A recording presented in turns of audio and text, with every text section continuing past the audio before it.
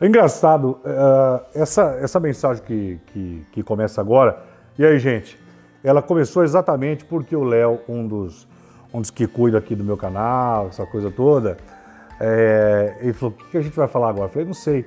Aí ele falou assim, ó, você é formado em jornalismo? Eu falei, tá aí, vou falar a respeito disso. É muito engraçado esse negócio de ser formado em jornalismo, porque eu fui obrigado a fazer jornalismo, fui me obrigado a tornar, por quê? Exatamente porque eu não era jornalista e já trabalhava, e já escrevia no jornal A Gazeta de Limeira. Porque na época da rádio, as pessoas, os radialistas que só falavam, eu fazia a redação de textos, o que os radialistas só tinham a pressa de querer falar, de querer abrir o microfone e falar, eu redigia, eu escrevia algumas coisas, alguns tópicos, alguns textos, e o pessoal até do rádio falava, para que fazer um texto, se rádio é improviso? Mas eles não sabiam que aquilo já era um teste para mim, já era um desafio, eu escrever, o cara tem que saber, o cara de rádio, ele não tem que só saber falar, ele tem que ter um bom texto, tem que ter, e eu sempre fui muito encanado com isso, muito. E como eu sempre escrevi muito, eu sempre gostei de escrever desde pequeno. Eu tenho paciência para escrever de uma forma absurda e tenho uma facilidade. Para vocês terem uma ideia, os meus textos de redação, de português, eram textos longos, assim, e eram textos muito bem avaliados, assim, pelas professoras. Falavam, você escreve muito bem, você escreve muito bem.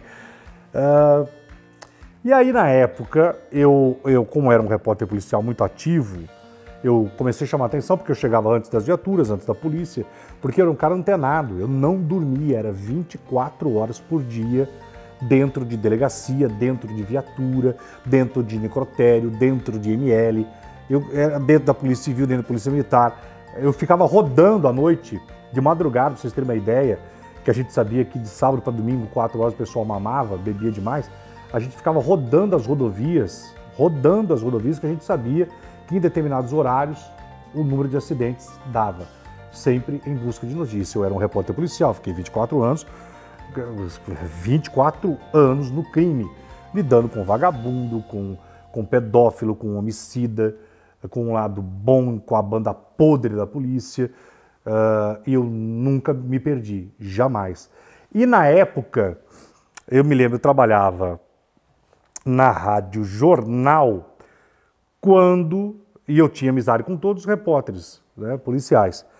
E eu achava muito bonito, e a Gazeta de Limeira na época era o grande jornal. A página policial da Gazeta tinha 3, 4 páginas. Na época o repórter policial, se eu me lembro, era o lendário Nivaldo Navarro, que era o repórter policial. Era assim, e ele escrevia muito bem. Ele tinha uns textos meio radiofônicos, e ele até não ia muito com a minha cara, porque eu era tido, na época, a minha forma era uma forma realmente muito forte, eu não era comum, não queria ser comum, e eu chegava falando, sempre alto, eu já chegava gravando no local, sempre. E aí deu uma vaga na Gazeta de Limeira, que eu não sei se o Nivaldo já não estava mais lá, e aí eu comecei a escrever na Gazeta de Limeira. Foi muito difícil no começo, porque eu tinha o dom da fala do rádio. Você ir para um jornal é uma outra linha editorial, é outro tudo. E eu falei, vou nessa.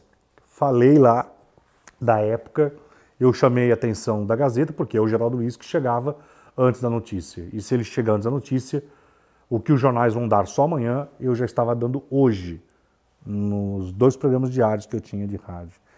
E aí cheguei pro dono lá, na época, pro Dr. Roberto Lucato, família Lucato, falei, eu quero trabalhar aqui, mas você não tem experiência, você não é jornalista, porque para escrever texto tem que ser jornalista e tal, não sei o quê. Enfim, e alguns meses depois eu era o responsável pelas 2, 3 páginas inteiras. Eu escrevia a editoria toda a editoria policial da Gazeta de Limeira passou a ser da minha responsabilidade. Logo, as principais notícias, as notícias mais fortes policiais, deixaram de ser da primeira página para passar para a primeira página. É verdade que eu tive a ajuda de muita gente, porque eu escrevia tão rápido, e era máquina, o pessoal nem sabe, a gente sujava a mão com aquelas fitas, trocando as fitas. nas máquinas gigantescas de datilografia, era batendo rápido, com lauda. Pessoal, tem jornalista hoje que não sabe nem o que é lauda, nunca pegou uma lauda na mão. Nunca pegou uma lauda, não sabe o que é lauda, se perguntar o que é lauda, não sabe. O alinhamento de lauda que a gente tinha que bater, enfim, as caixinhas das fitas que ficavam, que a gente brigava para ter, que muitas vezes tinha que rebobinar a fita, aquela coisa toda. Contei com muita gente, com a ajuda de muita gente lá na própria Gazeta, que me chamava, olha, você é muito eufórico, você é muito afobado para escrever o texto. Calma, jornal é de outro jeito. E muita gente lá dentro teve a paciência. No começo, aí eu lembro lá que tinha um cara que não ia com a minha cara, que era o cara que fazia, ele redigia os textos. Uma vez ele fez igual o professor, horrível, horrível, tira, não dá, não dá para publicar. Mas tudo serviu muito de ensinamento, porque eu queria escrever. E eu fazia rádio, e a mesma notícia que eu pegava para o meu programa de rádio, eu já pegava para a Gazeta. Aí meu programa de rádio era de manhã, das 6 até às 8 horas, e aí depois eu ia para o jornal. E foram muitos furos de reportagem. E eu tinha lá um fotógrafo que para mim é o melhor repórter fotográfico que esse interior de São Paulo já teve, que se chama Mário Roberto dos Santos, o Lemão.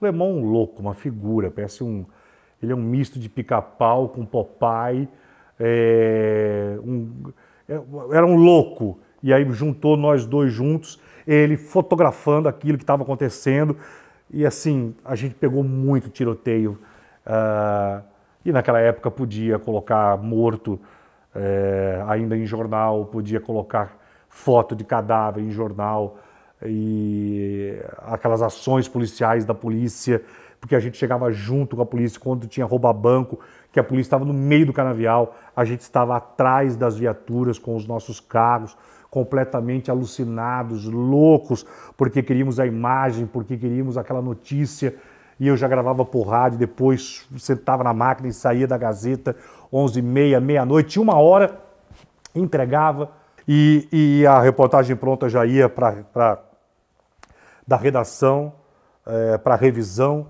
e já ia para as placas, e já ia rodar o jornal, e como eu não dormia, o jornal, quando era 5h30 da manhã, estava pronto.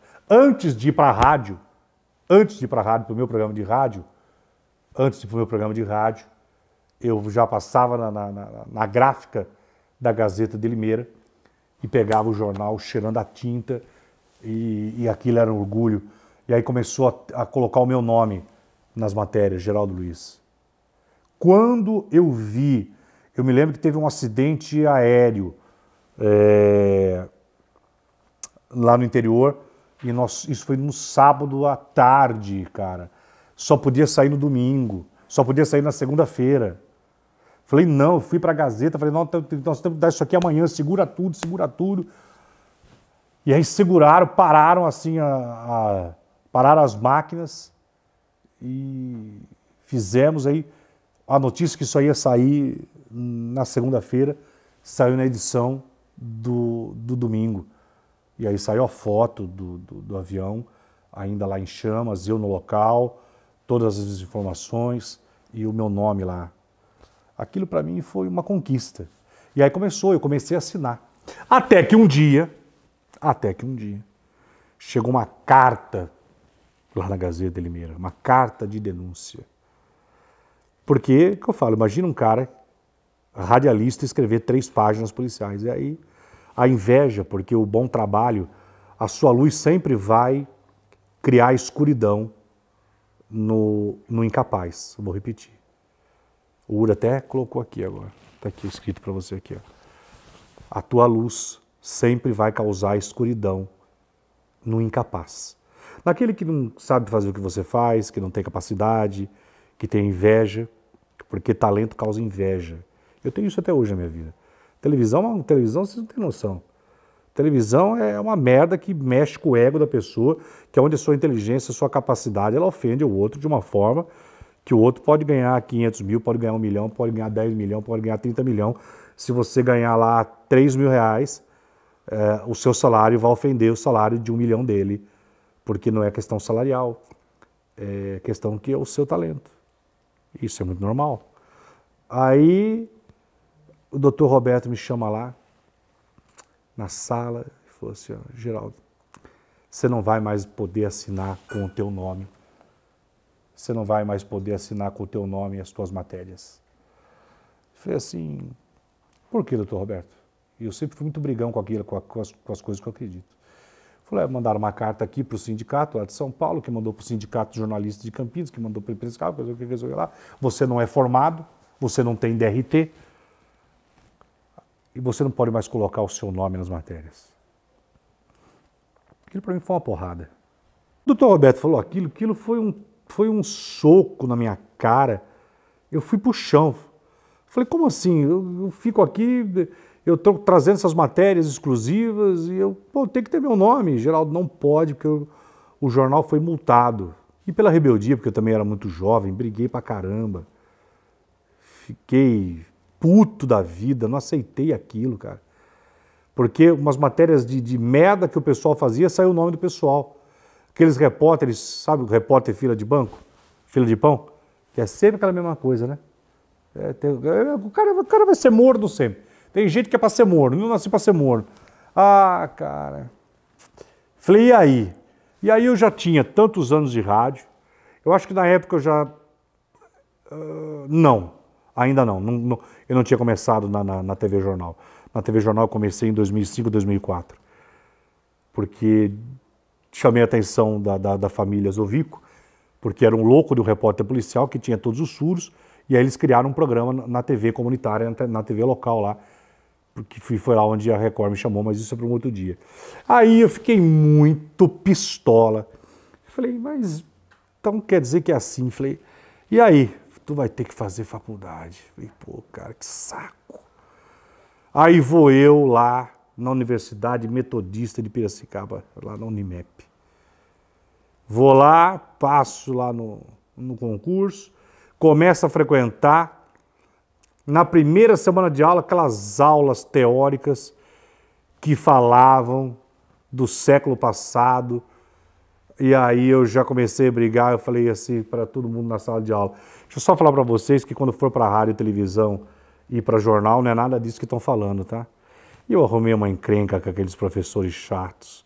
Tinha um professor que me odiava.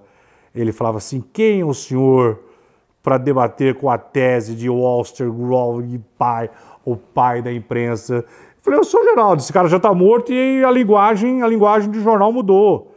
A linguagem de rádio não é mais essa que se usa aqui. E eu sempre fui um rebelde, eu voltava para a classe, falava, classe, falar com vocês. Na hora que chegar na rádio, na redação, é tudo diferente dessa bosta aqui, tá? Que tudo isso aqui é uma grande merda.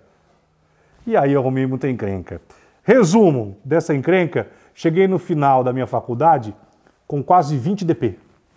Sabe o que é 20 DP? Sabe o que é DP ou não? Dependência. Por quê? Os professores, eles riscavam tudo. Qualquer discurso, qualquer discordância que eu tinha sobre o tema, eles, pá! E aí me deixaram da chamada recuperação. Eu falei... E aí teve uma vez uma palestra de grupo, lá no Teatro da Unimep, lá, tinha lá pessoal de rádio, TV, e não sei o quê, um monte de gente lá. Publicidade e jornalismo.